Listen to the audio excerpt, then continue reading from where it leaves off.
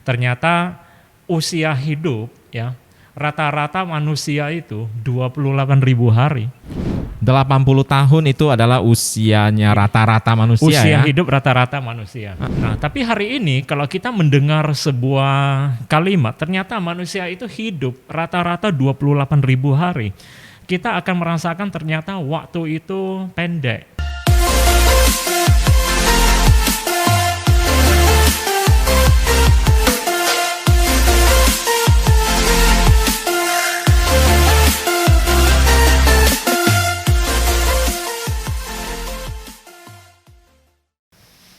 Halo teman-teman, berjumpa lagi bersama saya Chandra di 45 menit ngobrol santai di GA Mitra Makmur Mandiri. Hari ini saya ditemanin seorang financial professional ya. Beliau hari ini mau berbicara sebuah topik yang luar biasa, menurut saya sangat menarik ya. Ya, jadi mari kita persilakan, beliau bernama Bro Chico Juang. Gimana kabarnya, Bro? Ya, kabar baik, Bro. Nah, untuk kondisi sekarang memang penting ya untuk kita sehat ya. Sehat ya, tetap berpikiran positif ya. Oke, bagus sekali, Bro. Nah, hari ini menjadi menarik karena saya menjadi hostnya dan saya tadi baca topik judulnya ya kan, membuat saya menarik karena seperti nggak ada hubungannya dengan apa yang kita kerjakan sehari-hari gitu. Topiknya itu berjudul 28.000. Ya. Oke, apa sih itu 28.000? Waktu Bro ngomong angka itu, saya jadi teringat dulu waktu saya kecil ada satu komik. Oke. Judul komiknya itu bukunya kecil, ya. Bukunya kecil ya. Komik itu judulnya 72.000. Oke, jadi apa hubungannya? Jadi sebetulnya nggak ada hubungannya, ya. Cuma angka itu apa, ya? Angka itu ternyata adalah waktu. Jadi apa yang saya sharing di sini, itu 72.000 itu detik. Nah, tapi kalau apa yang saya sharing di sini 28.000 itu hari. Oke, berarti yang komik yang Bro Chico baca itu 72.000 detik. Ya. Kalau yang ini naik pangkat dia ya, jadi hari. 28.000 hari. Ya. Oke. Jadi ini adalah angka untuk menunjukkan sebuah waktu. Nah, jadi tadi awalnya kita ada ngomong-ngomong, ternyata waktu itu begitu pendek ya. Ya, begitu cepat berlalu ya. Oke. Nah, jadi kali ini saya mau sharing sama teman-teman ternyata usia hidup ya rata-rata manusia itu 28.000 hari. 28.000 hari. Bro Chico pernah hitung nggak itu kira-kira kalau ditahunkan ya, ditahunkan. Jadi kalau saya bagi dengan 365 hari itu kurang lebih 76,7 sekian bulan. Jadi 76 tahun sekian plus sekian bulan. Jadi saya genapkan jadi 80 tahun. 80 tahun itu adalah usianya rata-rata manusia ya. Usia hidup rata-rata manusia. Tapi zaman sekarang banyak loh Bro yang bilang bahwasanya jarang loh udah sampai 80 tahun. Kebanyakan udah 60-an, udah bonus dibilang itu. Iya. Jadi memang begitulah persepsi kebanyakan orang hari ini ya. Sebetulnya kalau hari ini kita ngomong orang itu hidup sampai usia 80. Wow. Sudah lama, sudah hoki ya. Sudah bonusnya ya. Sudah bonus banget gitu loh. Nah, tapi hari ini kalau kita mendengar sebuah kalimat, ternyata manusia itu hidup rata-rata 28.000 hari. Kita akan merasakan ternyata waktu itu pendek. Jadi bagaimana? Kenapa waktu itu disebut pendek? 28.000 hari ini kalau saya bisa gambarkan dalam bentuk lingkaran ya. Itu sebuah lingkaran dibagi 4 bagian. Jadi Bro Chico itu bermaksud untuk istilahnya menggambarkan satu lingkaran. Ya, satu lingkaran dibagi 4 bagian ya. Jadi 4 potong lah istilahnya ya. Jadi kalau 28.000 ini saya bagi ke dalam lingkaran ini, saya sebut lingkaran kehidupan ya. Berarti satu potong bagian itu ada 7.000 hari. 7 kali 4 28. Jadi bagian 1 7.000, bagian kedua 7.000, bagian ketiga 7.000, 4 7.000. Jadi di total 28 ya. Mulai dari pertama itu adalah bagian dari orang baru lahir sampai usia 20 tahun. Bagian yang pertama ya, potongan yang pertama. Potongan 7.000 yang kedua hari itu. Oke, haha. adalah 20 orang yang hidup dari usia 20 sampai 40 tahun. Oke. Potongan yang ketiga ya 40 sampai 60. Dan Oke. potongan yang keempat 60 sampai 80. Oke, jadi dari 0, 20, 20, 40, 40, 60, Ya. 60, 80. Kenapa Jadi- dipotong seperti itu, Bro Ciko? Jadi supaya kita tahu apa yang kita lakukan, yang menunjukkan waktu ini panjang atau pendek. Oh, oke. Oke, jadi apa yang kita lakukan di potongan pertama atau kita katakan di fase pertama kehidupan manusia umumnya itu. Oh, jadi begitu lahir Nah, di fase pertama ini Ya, ya, apa yang kita mereka bahasnya ya. lakukan Oke. dari lahir sampai mereka usia 20 tahun. Apa yang dilakukan kebanyakan orang tidak banyak. Ya, mereka kalau lahir dari bayi menjadi anak-anak dewasa ya, apa yang mereka lakukan? Mereka cuma hidup ya, bertumbuh, bermain. Ketika menginjak usia sekolah ya sekolah. Ya sekolah, kuliah ya kurang lebih sampai usia 20.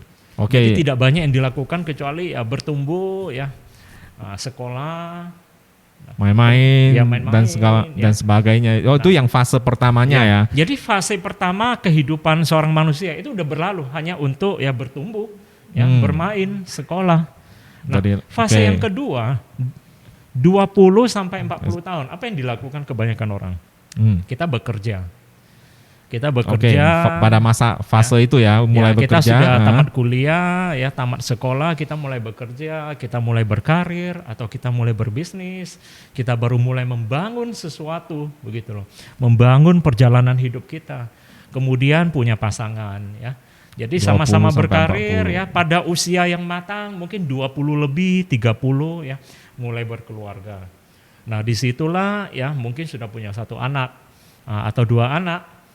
Mulai beli rumah pertama, mobil pertama. Nah, sebentar aja.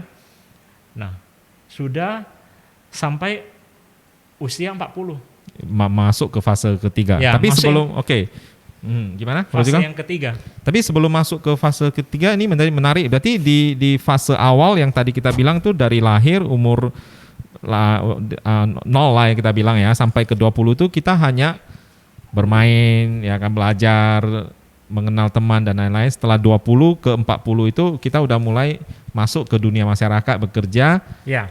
Itu adalah fase di mana kita itu bekerja, mencari pasangan, membeli rumah seperti tadi Bro Ciko bilang. Ya. Oke, jadi setelah itu masuk ke fase ketiga. Fase ketiga yang biasanya ketiga. dilakukan orang itu gimana, Bro? Fase yang ketiga orang akan mulai menjalani usia yang lebih matang. Oke. Jadi di situ ya di bagian ini mungkin sebagian orang karirnya bertambah maju ya lebih baik, dia mungkin dapat promosi atau dia mungkin mulai usaha sendiri ya, mulai membangun bisnis baru, mungkin dia tidak bekerja lagi ya. Nah tapi kita ngomong yang positif aja. Nah di sini ya orang mungkin hidup lebih baik ya, orang mungkin melahirkan anak kedua ya, walaupun saya kira mungkin di usia 40 lebih orang jarang menambah anak lagi. Mungkin nambah mobil ya, ganti nambah mobil, aset ya kan, karena bisnisnya makin lama makin bagus. Nambah aset, nambah rumah ya. Nah di situ ya anaknya yang waktu dia di posisi fase kedua dia melahirkan anak ya, anaknya sudah mulai beranjak dewasa.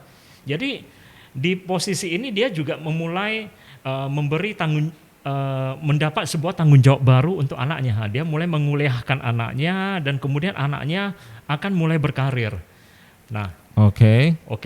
Nah, dan di sini ya dia seorang manusia dia mulai menjalani fase menuju 50 ya ke 60. Jadi kalau kita di Medan ya kebanyakan orang-orang produktif menjalani pekerjaan, menjalani bisnis itu kurang lebih dari sampai usia 55 gitu.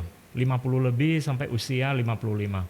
Nah, jadi mungkin sebagian sedikit orang ya masih melakukan pekerjaannya sendiri ya. Tapi sebagian besar orang saya kira sudah mulai menghandover, memberi kendali pekerjaan atau bisnis kepada anak-anaknya.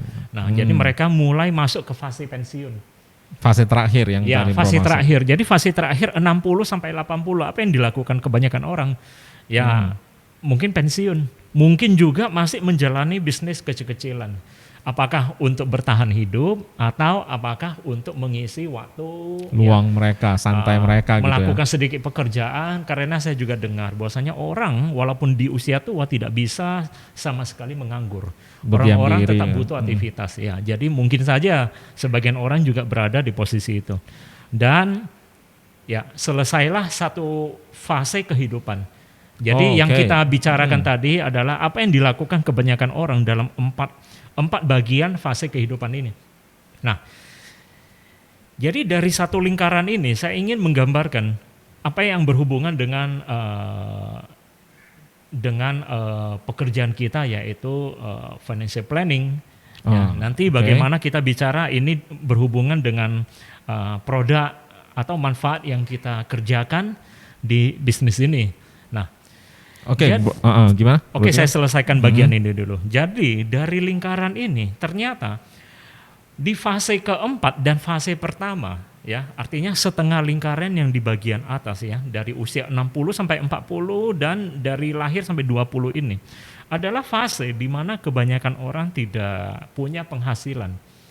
Jadi Oke. kalau anak yang baru lahir sampai usia 20 dia tidak punya pekerjaan, dia tidak punya penghasilan. Nah, orang yang di fase keempat ini sudah pensiun ya, atau mungkin secara fisik tidak dapat bekerja lagi, juga tidak punya penghasilan. Mereka mungkin mengandalkan ya dukungan keluarga, dukungan anak-anak ya. Nah, tapi secara moral kalau orang yang di fase keempat ya ini memang menjadi tanggung jawab anak-anak. Menjadi tanggung jawab keluarga untuk menjaga orang tua. Nah, ini yang kita katakan budaya timur. Ya. Oh, oke. Berarti saya potong bentar, Bro Ciko. Ini menjadi menarik ya. Aku baru pikir tadi di fase di lingkaran tadi, yang di fase pertama dengan keempat yang dari 0 ke 20, 6 ke 80 itu ternyata kalau kita lihat secara lebih jelas lagi, ternyata itu adalah fase di mana kita itu tidak berpenghasilan lagi secara umumnya ya, rata-ratanya ya. Berarti sisa umur waktu produktif kita itu hanyalah di fase yang di bawah dong. Ya. Yang dari 20, 40, 40, 60. Nah, jadi sebaliknya adalah kalau setengah bagian di atas itu adalah tidak produktif, tidak bekerja, tidak punya penghasilan, maka setengah bagian yang di bawah fase kedua dan fase ketiga itu adalah waktu yang kebanyakan orang sanggup atau bisa digunakan untuk menjadi produktif, untuk menghasilkan pendapatan. Begitu. Oke, jadi teman-teman ingat ya teman-teman, sekarang kita bisa dibilang kita tuh berada di fase kedua dong. Nah, jadi selanjutnya ini, setelah Anda mendapat sebuah gambaran dari lingkaran ini, selanjutnya adalah mengetahui di mana posisi kita sekarang. Oke, seperti saya di fase kedua. Bro Ciko di mana? Jadi kalau kita adalah orang-orang yang berusia 30-an ya. Berarti di fase 30-an kedua. ya. Jadi kalau saya kan 35 ya. Sama dong. Gitu ya. Oke ya. Jadi di fase kedua kalau kita Oke. berusia 35 ya. Berarti fase kedua itu sudah mau habis. Kalau Ya, sisa- 7.000 hari saya kira di fase kedua ini kita tinggal 1.000 hari gitu. Ya sisa 5 tahunan lah untuk masuk ke fase ketiga. Iya. Ya. Kurang Oke, lebih begitu 1.000 cepat hari. ya waktu berlalu. Oke. Jadi kalau kita bicara ukuran waktu di mana kita masih sanggup produktif hingga kita tidak bisa bekerja lagi di usia pensiun 60 nanti, ya. Nah, berarti kita yang punya sisa waktu 1.000 hari kurang lebih karena kita sudah 35 kurang lebih ya. Berarti sisa waktu kita itu 8.000 hari, Bro. Untuk produktif. Oh, untuk sampai ke tahap yang fase ketiga ya. Ya, Kalau sebelum pensiun. Kalau Bro Ciko hari ini bahas topik ini membuat saya menyadari ternyata waktu kita tuh tidak banyak dong ya. Ya. Jadi ketika saya mau mulai tadi ya, saya dan Bro yang kita baru bahas judul, saya juga terbersit di pikiran saya melintas teng ya, gitu loh. Ternyata, waduh tidak terasa waktu itu Ya. sudah begitu pendek. Apalagi setelah dijelaskan dengan begitu rinci ya tentang Ya. 28.000 hari Jadi ini. apapun yang ingin saya lakukan ya untuk mencapai cita-cita saya ya, untuk mendapat semua hal yang saya inginkan, untuk membahagiakan orang-orang tertentu, orang-orang terkasih ya. Inilah masa di mana semua orang punya sisa waktu untuk mengerjakan apapun yang mereka bisa gitu. Oke, jadi waktu produktifnya harus digunakan sebaik-baiknya. Iya. Oke, ini menjadi menarik. Yang aku pengen tanya ke Bro Ciko adalah 28.000 hari ini, ya kan, 28.000 hari, apa sih kaitannya dengan apa yang kita kerjakan sebagai seorang financial professional? Nah, jadi tadi di awal kita berbicara tentang rentang waktu yang akhirnya kita sadar di mana posisi kita sekarang dan kita tahu waktu itu sudah begitu pendek. Waktu itu sudah begitu pendek ya. Dan hari ini kalau misalnya kita di posisi 40 atau 40 lebih, ya waktu kita mungkin sisa 6.000, 5.000-an hari begitu loh. Nah, sebentar ya tuh ya. jadi hari ini kalau kita ingin mengaitkan bagaimana ini berhubungan dengan manfaat atau yang bisa kita dapatkan di sini atau yang bisa kita antisipasi di sini adalah ketika kita baru mulai produktif di usia 30-an ya. Kita ingin membangun begitu banyak impian supaya nanti di masa pensiun ya anak-anak kita, keluarga kita atau diri kita sendiri bisa menikmati. Nah, tapi dengan waktu yang begitu pendek ya, kalau kita bicara kehidupan itu ada satu kata yaitu kehidupan itu tidak lepas dari sebuah resiko. Oke, jadi ini mulai masuk ke apa yang kita kerjakan ya. Ya, jadi yang harus dipahami dan disadari setiap orang adalah kehidupan sendiri itu ada resiko. Ya, resiko apa? Resiko kesehatan. Kalau kita bicara dengan kondisi masa sekarang di mana ya terjadi adanya virus ya, pandemi virus. Nah, hari ini kita bicara dengan kondisi begini, masker sudah menjadi kewajiban ya. Kalau kita bertemu orang yang terlalu bebas itu malah aneh gitu tanpa masker. Nah, ini adalah salah satu resiko kesehatan. Nah, kalau kita berada di luar ya, kita sering berkendaraan di jalan, keluar kota, di kendaraan saja itu adalah resiko yang lain. Ya, jadi begitu banyak hal kalau kita katakan secara umum, begitu banyak hal yang terjadi di luar dugaan. Itu namanya resiko. Apa saja?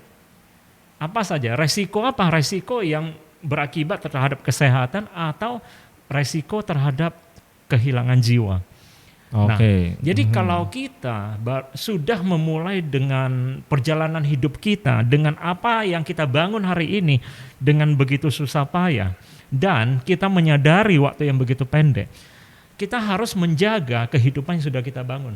Oke, berarti yang dari semua fase itu, bisa dibilang dari semua fase itu kita perlu merencanakan ya sesuai yang kita lakukan ini financial planning ini dari fase pertama kita juga harus merencanakan dong kalau gitu. Jadi kalau kita pernah bahas sebetulnya siapa sih yang perlu atau harus membeli asuransi, yaitu setiap orang yang ketika dia sudah mulai berpenghasilan. Oke, berarti artinya ketika dia sudah mulai bekerja. Yang dari fase kedua. Ya, fase apa kedua. Yang harus mereka lakukan untuk menjalani fase kehidupan ini? Nah, jadi dalam lingkaran ini sebetulnya dijelaskan ya seseorang apa yang harus dia punya dalam konteks produk asuransi. Jadi ketika dia mulai bekerja ya di usia 20-an, dia mulai bekerja, dia mulai bertanggung jawab terhadap diri sendiri.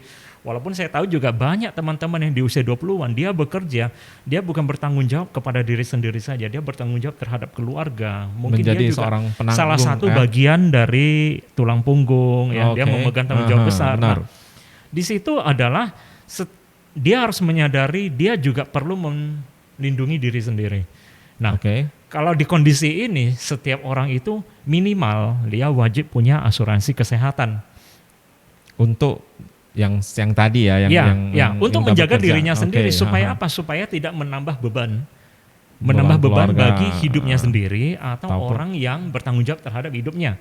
Kalau di usia 20-an. Ya, kalau di usia milenial kita katakan, di usia muda. Nah, ketika kita menginjak usia matang di 30-an, kita sudah menikah, kita berkeluarga, 1-2 anak. Nah, kita punya tanggung jawab tambahan, yaitu keluarga baru kita, pasangan, anak. Nah, kita bertanggung jawab terhadap apa? Kita bertanggung jawab terhadap nafkah mereka seumur hidup kita katakan, atau selama mungkin menafkahi mereka ya selama kita hidup gitu ya. atau selama mungkin. Nah, jadi kalau sesuatu resiko terjadi kepada pencari nafkah, apa yang terjadi kepada pasangan atau anak-anak ini? Nah, apa yang terjadi kepada orang-orang yang menjadi tanggung jawab kita? Oh, oke. Berarti secara otomatis ya waktu anak-anak kita itu berarti kita di fase kedua, anak kita di fase pertama dong, kan gitu kan. Jadi ketika terjadi sesuatu dengan kita, maka di fase pertama mereka akan bermasalah dong. Gitu ya maksudnya Bro Ciko ya. Ya. Apakah itu terhadap nafkah mereka ya, kebutuhan dasar, sandang pangan papan, dan yang paling penting pendidikan gitu loh. Oh, okay. Jadi di sini saya ingin memberikan sebuah gambaran kepada teman-teman, kepada siapapun. Di bagian ini apa yang penting, apa yang harus ya kita lakukan dengan membeli produk asuransi jiwa. Ya, jadi di sini kita melihat gambaran besar dari kehidupan kita sendiri. Ya, benar. Gambaran besar dari kehidupan kita sendiri. Jadi kalau kita tidak melakukan atau mendapatkan proteksi ya sesuai waktunya, ya kita akan mengorbankan generasi kita. Ya, seperti tadi yang Bro bilang ya di bagian pertama, dari sekolahnya ya, dari kebutuhan dasarnya, sandang pangannya juga terancam. Ya, jadi setelah kita ngobrol ya Bro Ciko, aku jadi merasa sepertinya banyak hal yang belum kita lakuin ya. Jadi maksudnya setelah kita ngomong tentang fase ini, banyak teman-teman di sini bisa menyadari nggak ya, ternyata banyak hal loh yang belum kita siapkan gitu kan. Karena kita merasa ya untuk bertahan hidup aja untuk kondisi sekarang kan banyak orang yang mengeluh, banyak orang merasa tidak mendapatkan kesempatan itu. Nah sekarang setelah apa yang dijelaskan Bro Ciko, aku jadi merasa banyak banget loh yang belum saya lakuin gitu. Ya memang akhirnya semua orang akan paham pada akhirnya, tergantung apakah mereka mendapatkan edukasi atau tidak gitu loh. Hari ini kita berbicara tentang ini, maka kita tahu dan kita sadar kondisi kita. Bahwasanya apa yang harus kita lakuin, apa yang harus kita dahulukan gitu ya. Ya, kalau kita tidak pernah mendengar ya mungkin kita juga tidak tahu apa yang penting atau apa yang tidak penting. Ya, benar. Benar kan? Nah, jadi kalau ya seperti yang saya katakan tadi, di fase kedua kehidupan ini ya, ketika kita mulai bekerja, seminimalnya ya kita punya asuransi kesehatan untuk diri sendiri ya. Ketika kita sudah berkeluarga kita punya asuransi jiwa untuk menjaga keluarga kita ya. Kemudian di fase selanjutnya apa yang kita lakukan? Nah setelah ini selesai, di fase selanjutnya adalah di fase ketiga ya sekarang. Ya di fase ketiga kita mempersiapkan sesuatu untuk diri kita sendiri ketika kita tidak bekerja lagi. Kita sudah pensiun. Ini sekarang masuk ke masa mau mempersiapkan masa pensiun. Ya, jadi sebetulnya kalau kita bicara lebih luas ya, pensiun ya artinya kita menyisihkan, menabung ya untuk kita pakai di kemudian waktu tua nanti, ya. Masa tua jadi nanti. Kalau menabung ya, bagaimana supaya produktif ya, bagaimana supaya suatu saat ya kita bisa pakai untuk menjaga masa tua kita ya, bisa di mana saja. Kita bisa menabung, kita bisa menyimpan dalam bentuk emas, ya, reksadana atau bermacam-macam instrumen investasi, deposito segala macam. Tapi di Indonesia sendiri kita tahu bahwasanya hal-hal seperti itu masih menjadi tabu untuk kita bicarakan, ya kan? Ya benar. Masih menjadi sebuah hal yang sangat tidak bisa dibilang sangat dihiraukan gitu, bahwasanya ini nggak penting-penting, tidak penting-penting amat lah ya istilahnya ya. Banyak orang masih belum mengerti itu. Ya karena memang secara umum di Indonesia ya tidak banyak orang mendapatkan pemahaman atau akses informasi terhadap ya edukasi financial planning. Ya, oke. Ya, ini mengantisipasi resiko, menyimpan untuk masa pensiun, ini salah satu bagian dari perencanaan keuangan.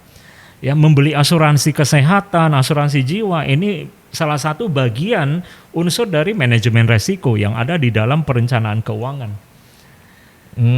Gitu loh. Jadi sebenarnya ketika kita memahami lingkaran ini, kita memahami ya apa yang dilakukan manusia pada 4 tahap kehidupan ini. ada pertanyaan yang harus kita jawab untuk diri kita sendiri juga. Jadi sebetulnya yang pertama adalah orang harus bisa menjawab bagaimana suatu saat bila saya ya tidak bisa bekerja lagi. Bagaimana jika saya tidak bisa bekerja lagi? Benar. Di masa produktif saya. gitu. Oh, misalnya sakit lah Ya. gitu istilahnya kita bilang ya.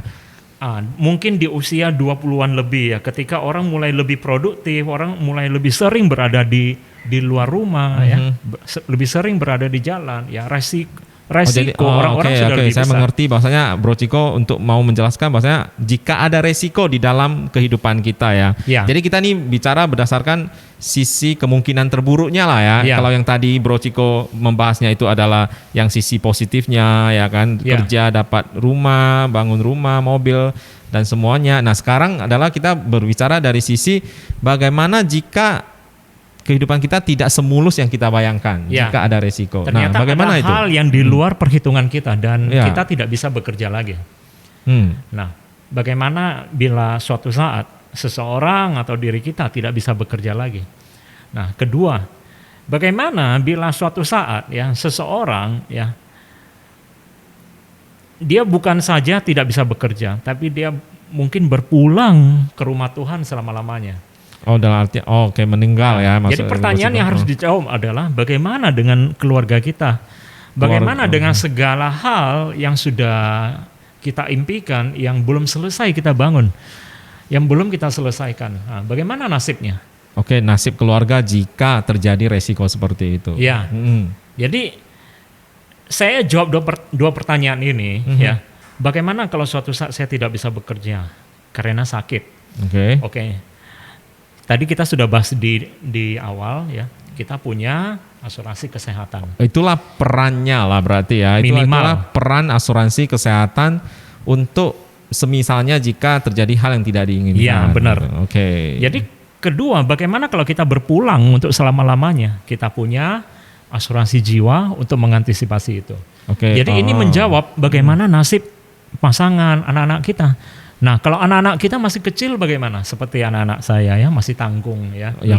Usia 5 tahun tapi juga belum lewat 10 tahun gitu loh. Yang belum nggak mungkin dong bekerja gitu ya, yang tidak ada penghasilan saat itu. Jadi sementara gitu. pasangan juga mungkin ada yang bekerja, ada yang tidak bekerja, tapi kalau kondisi anak-anak begitu kecil, pasangan juga harus menjaga anak-anak. Kalau suatu saat si pencari nafkah tidak ada, si pasangan mungkin harus bekerja sekaligus menjaga anak-anak. Dan itu tentu memberatkan. Berat sekali. Iya dong. Kita tidak bisa membayangkan akibatnya kehidupan mereka bakal seperti apa. Jadi kalau misalnya kita coba menggambarkan ya bagaimana seorang pasangan atau orang tua tunggal ya. Kalau kita bicara orang tua tunggal itu bisa jadi pria, bisa jadi wanita. Ya, benar, itu pasti benar. stres. Ya. Di satu sisi mau besarin anak, di satu sisi mau cari uang untuk menutupi kebutuhan hidup gitu. Jadi selain masalah keuangan, ini juga masalah mental ya, tekanannya begitu besar. Ini tidak mudah. Jadi kalau kita ngomong, bagaimana jawabannya? Itu susah dibayangkan. Ya, tapi seminimalnya kita punya jawaban secara solusinya ya berarti finansial, solusi secara finansial minimal itu. Nah, maka kita bilang ini adalah paling sedikit setidaknya yang harus dilakukan semua orang. Jadi peran asuransi jiwa ini berperan penting banget jika terjadi resiko seperti itu ya. Jadi yang ketiga adalah kita ingin menjalani kehidupan pensiun seperti apa nanti. Oh ya, ini menarik ya karena jujur banyak orang yang bekerja itu mungkin mereka hanya bekerja untuk bagaimana bertahan hidup. Ya, tapi tidak memikirkan bagaimana untuk supaya nanti saya menikmati hidup ya, pensiun gitu, tidak usah lagi gimana pusingin kebutuhan hidup di waktu sebetulnya tua, pensiun gitu. Juga belum tentu soal menikmati hidup, tapi setidaknya di fase ketika seseorang tidak mungkin bekerja lagi, apakah karena kemampuan atau secara fisik tidak mungkin faktor bekerja. Usia ya berarti ya. Iya, dia perlu jawaban bagaimana dia melewati hari demi hari. Berarti sampai di penghujung waktu, ya. Kalau mungkin orang berusia panjang sampai usia 80. Nah, dia tidak bekerja tapi tidak berharap atau memberatkan keluarganya. Nah, jadi apa yang harus biasanya mereka lakuin? Berarti kan ini harus dilakuin sebelum mereka usia 60 dong? Iya, benar. Benar gak? Lebih awal lebih bagus. Seperti saya katakan tadi, ketika seseorang ingin menyisihkan ya uang, ya ingin menabung ya dari awal ketika dia mulai punya penghasilan. Tapi walaupun pada prakteknya tidak banyak orang yang di usia kita yang 30, 40, 50 memperhitungkan itu. Ya, karena kalau orang-orang di budaya timur umumnya berpikir apa yang mereka punya sekarang bukan untuk pensiun, tapi dipersiapkan apa yang mereka punya sekarang untuk dioper ke generasi berikutnya. Ya, walaupun mungkin saya kira tidak banyak orang juga punya sesuatu untuk dioper ke generasi berikutnya. Diwariskan ya istilahnya untuk diwariskan. Ada mungkin sedikit. Dari ada atau tidak banyak gitu. Nah, jadi pada akhirnya ya orang mungkin seperti kita katakan tadi, kebanyakan orang bekerja bukan karena perlu aktivitas, tapi bekerja karena untuk bertahan hidup di usia tua. Ya, karena ini fakta yang terjadi ya teman-teman ya. Karena aku sekarang melihat setelah bertemu dengan begitu banyak orang ya, Bro Ciko, aku melihat begitu banyak lagi masih usia orang-orang yang berusia 50 ke atas itu masih bekerja. Kadang 60 ke atas juga masih bekerja. Berarti ini kan ada yang salah dong, atau mereka itu belum melakukan perencanaan itu ya sewaktu-waktu mereka muda gitu ya. Ya. Dan ini terjadi sekarang. Ya, bisa jadi. Karena kalau kita melihat pengalaman kehidupan kita sendiri ya, setahu saya dari orang yang saya kenal, karena mereka ingin mendukung anak-anaknya lebih jauh. Nah, karena mereka walaupun sudah di usia tua, tapi anak-anaknya juga belum cukup mandiri. Nah, jadi karena itulah mereka masih bekerja lah istilahnya ya. Jadi sebetulnya tadi saya katakan sebetulnya begitu penting setiap orang untuk mendapatkan edukasi keuangan. Tentang perencanaan keuangan tentang perencanaan keuangan, tentang manajemen resiko. Dan itu bisa dibilang Bro Ciko, ini dua hal ini yang tadi Bro Ciko bilang ini kebetulan di Indonesia tidak ada fasilitas itu ya kan. Kebanyakan kita sekolah aja juga tidak pernah diajarin hal-hal begini. Ya kan? Memang karena memang tidak diajarin di sekolah dan ya bagaimana kita tahu bagaimana orang-orang seperti kita belajar hari ini karena kita mendengar dari orang-orang yang paham atau kita belajar dari buku, benar kan? Ya benar, tapi ini masih bisa dibilang teman-teman kalau kita bahas tentang hal-hal keuangan seperti ini masih sangat tabu ya. Mereka itu apalagi contoh nih saya pribadi kalau ngobrol sama teman-teman hal-hal seperti ini mereka cenderung untuk menolak kita sebenarnya, menolak untuk bahkan untuk ngobrol aja, untuk diskusi tentang hal-hal begini itu mereka masih anggap tabu gitu. Ya. Jadi gimana dengan keadaan seperti itu? Jangankan bicara perencanaan keuangan, ketika kita bicara asuransi jiwa saja mungkin ada orang yang mungkin anti ya, orang yang berpikir negatif. Sebetulnya ini hanya masalah waktu, ya. Hanya masalah waktu. Karena kalau walaupun hari ini kita bertemu dengan orang-orang yang masih berpikir seperti yang Bro katakan tadi, sebetulnya 20 tahun yang lalu ketika di Kota Medan saja orang-orang mulai mengenal produk asuransi. Hal itu juga sudah ada, bahkan lebih parah. Dan hari ini sebetulnya sudah lebih baik. Kenapa? Karena orang-orang juga sudah mulai aware, orang-orang juga sudah mulai sadar bahwasanya dengan majunya kehidupan, ya, dengan majunya ekonomi, ya biaya hidup juga tinggi, ya juga ada tekanan ekonomi. Jadi kalau apa-apa juga tidak murah, makin lama makin mahal, ya. Salah satu hal juga inflasi. Ya, jadi hari ini orang-orang kebanyakan mau tak mau juga harus sadar, terbuka, dan menerima produk-produk seperti yang kita kerjakan.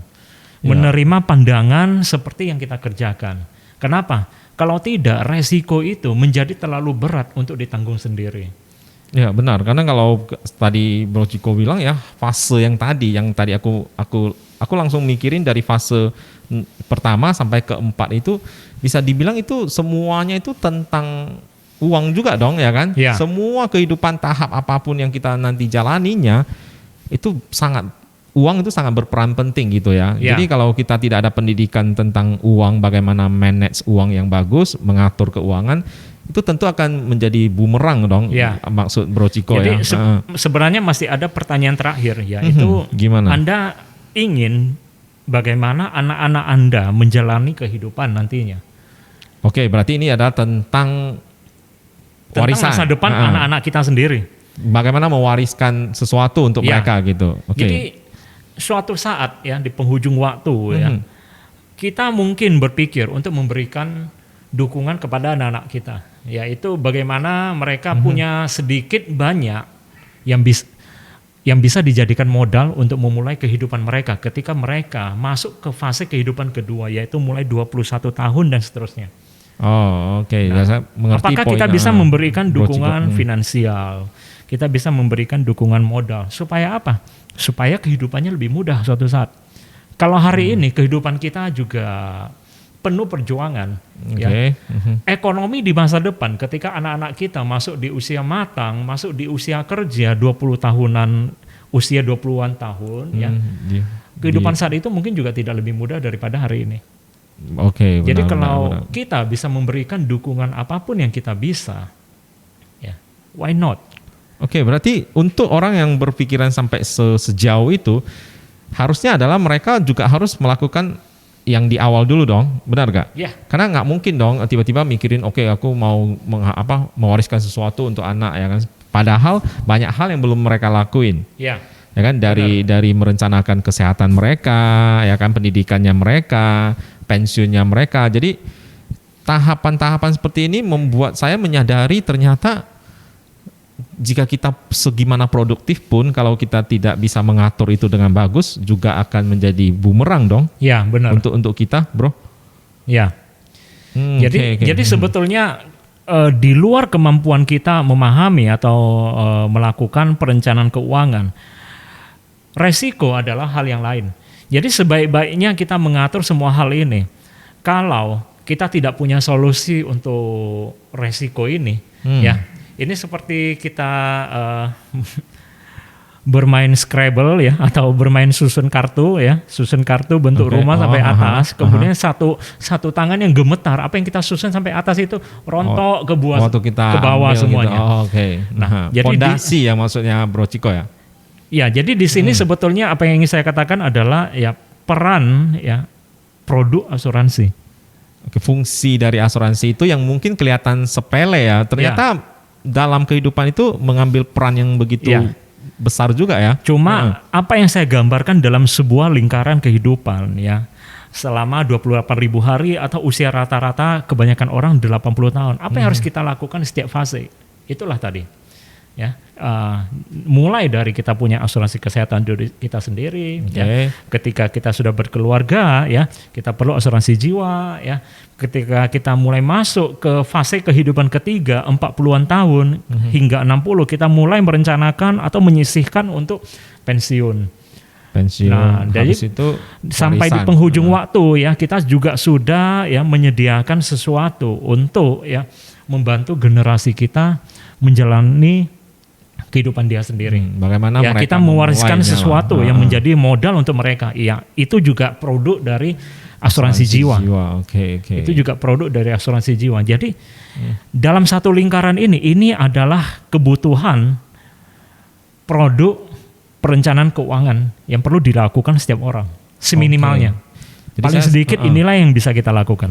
Jadi saya sekarang udah ngerti, Bro, gimana rasanya berbicara dengan financial profesional ya. Berarti itu akan membuat kita itu makin pusing, makin kepala kita itu bisa makin lama makin pusing ya mendengar hal gini. Karena setelah saya ngobrol dengan Bro Ciko, saya bisa merasa ternyata banyak banget loh hal yang belum kita lakuin ya kan. Yang kita merasa oke, ini nanti sepertinya bisa, nanti dulu kan banyak orang seperti itu, Bro. Ya. Benar gak? Benar. Nah, tapi setelah yang Bro katakan, ternyata kalau kita tidak bisa memanfaatkan waktu produktif di fase kedua dan ketiga dengan bagus, ini akan berujung fatal jika ada resiko ya. Jika ada resiko ini akan sangat fatal di kemudian hari. Benar.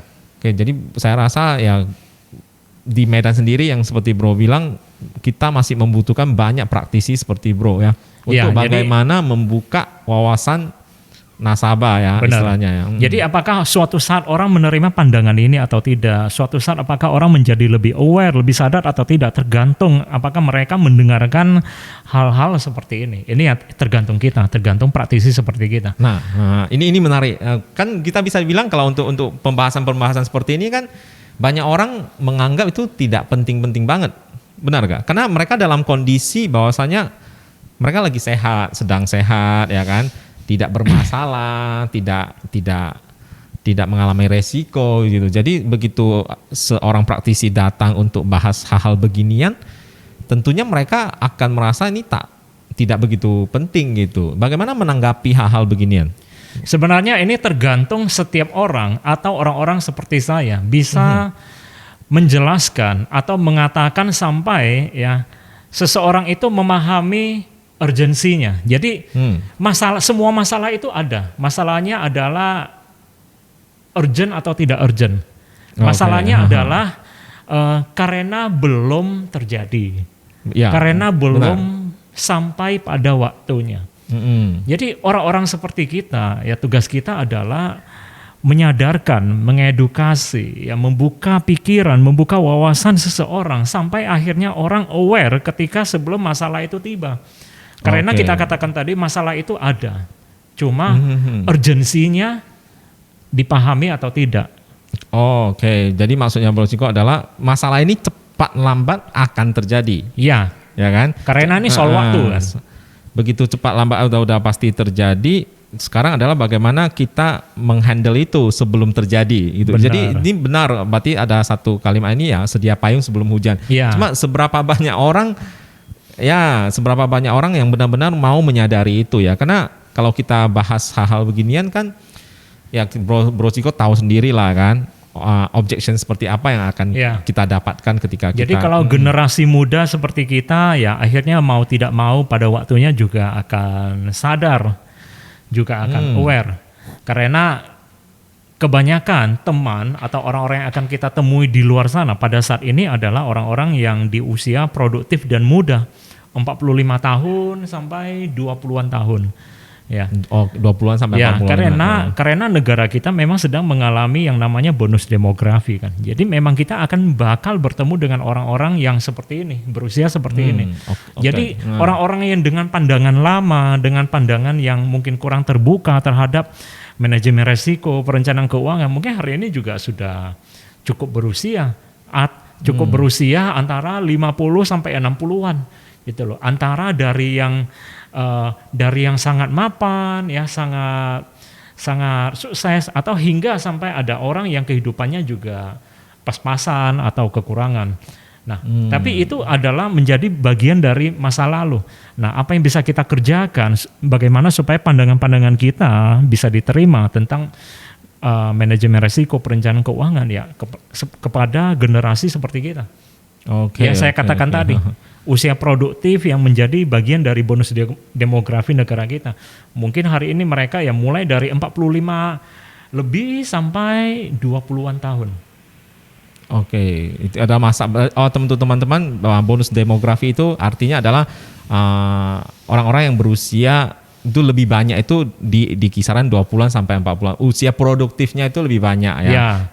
Dan Indonesia mengalami kondisi begini. Jadi itu sangat bagus dong untuk pertumbuhan ekonomi gitu ya. Ya, itu salah satu hal. Cuma kita nggak akan bahas jauh ke sana ya. Jadi ya oke, ini menarik. Ini bentar lagi waktunya juga udah mau habis. Saya pengen tanya lagi nih untuk Bro Ciko ya. Jadi aku membayangkan jika saja ya praktisi-praktisi seperti Bro Ciko itu lebih banyak, itu mungkin akan lebih gampang ya untuk orang memahami ternyata asuransi jiwa itu bukan hanya sekedar kita membahas resiko ya, tapi bagaimana mengatur semua tentang fase-fase kehidupan kita ya. Yang dari fase 1, 2, 3, 4 gitu. Nah, Bro sendiri melihat Indonesia ini optimis nggak Bro melihat perkembangan di Indonesia tentang dunia kita? Ya, sebetulnya sangat optimis karena tadi yang pertama kita sudah jawab di mana negara kita juga sedang mengalami bonus demografi di mana orang-orang usia muda, usia produktif ini lebih banyak. Jadi orang-orang golongan seperti ini, golongan seperti kita lebih mudah menerima edukasi, lebih mudah menerima keterbukaan, perubahan, dan lain-lain. Jadi dengan kondisi seperti ini sudah pasti kita optimis. Oke, thank you Bro Ciko. Jadi terakhir nih Bro Ciko, pesan untuk generasi-generasi kita ya tentang fase kehidupan ini ya, yang setelah saya juga hari ini kita ngobrol dan saya begitu banyak dapat ilmu ya, ternyata masih banyak nih yang harus kita lakuin ya, karena kebanyakan kita akan memenuhi keinginan kita dulu kan ya, setelah kita punya income gitu kan, kita mau beli gadget terbaru dan lain-lain. Tapi setelah ngobrol sama Bro Ciko, saya bisa merasa banyak ya hal yang belum kita lakuin ya. Mulai dari pendidikan, misalnya kesehatan, asuransi jiwa untuk melindungi keluarga kita, bahkan untuk pensiun aja kadang banyak yang belum melakukan itu. Jadi pesan untuk generasi kita lah, istilahnya untuk teman-teman kita di luar sana, apa sih yang harus kita lakuin di fase kehidupan ini 28 kalau mendengar hari ini? Statement dari Bro juga ya, saya ada tangkap satu poin, yaitu salah satu kebiasaan konsumtif ya dari teman-teman kita yang berusia lebih muda. Jadi kalau saya ingin pesankan sesuatu ya begini.